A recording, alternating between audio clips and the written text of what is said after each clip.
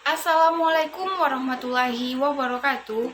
Perkenalkan, nama saya Najah Suratujana, NIM 2105125100. Nah, di sini saya akan membahas mengenai tentang literasi digital secara aman atau yang disebut juga dengan menggunakan teknologi secara aman.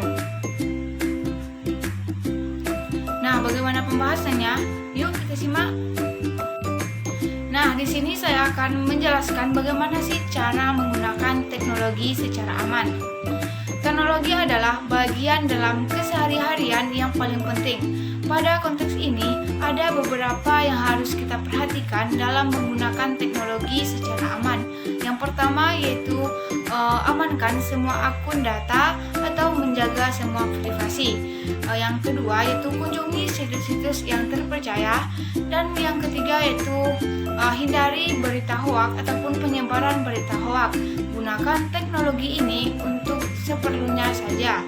Nah, itulah beberapa cara yang harus kita pahami dalam menggunakan teknologi secara aman. Nah, selanjutnya saya akan membahas mengenai tentang sisi positif dan sisi negatif dari teknologi. Nah, yang pertama yaitu kita akan membahas mengenai tentang sisi positif dari teknologi.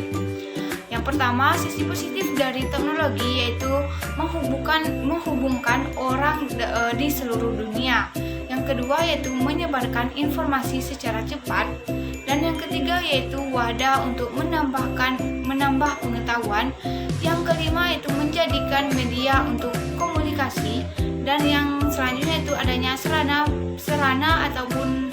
berbagi informasi ataupun menyimpan file. Dan yang terakhir yaitu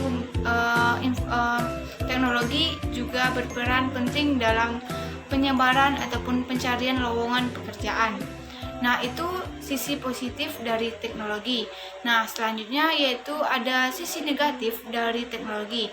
Yang pertama yaitu adanya konten dewasa, yang mana konten dewasa ini bisa merusak pikiran ataupun merusak generasi muda kita pada saat ini.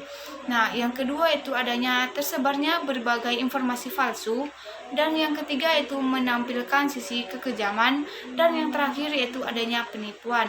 Nah, itulah sisi negatif dari penggunaan teknologi.